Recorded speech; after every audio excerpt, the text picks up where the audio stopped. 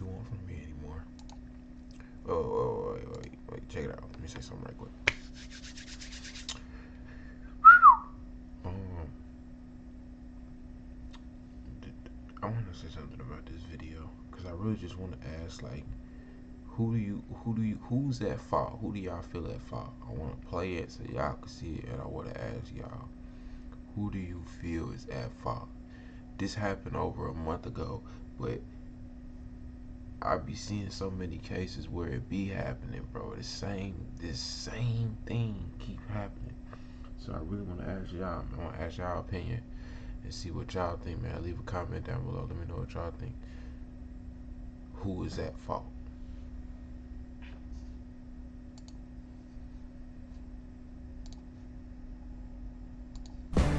We've got new body cam video released by Texas DPS that shows the moment a state trooper was struck during a traffic stop last year in Katy. Yeah, this is tough. We've edited the video to remove the most graphic moments, but it shows Trooper Derek Waters on Highway 249 conducting a traffic stop. When look at this, another car veers off the road, hits his patrol unit, and then hits him. Trooper Waters suffered life-threatening injuries. The good news is that he is now recovering. That driver was arrested and faces several charges, including intoxication assault. DPS says this video is a powerful reminder to move over when you see law enforcement on the side of the road, and of course, never drink and drive. I'm investigating. Bro, hold on. Let me go back. So, is it bro fault? Hold on, because I've seen another incident. Excuse me.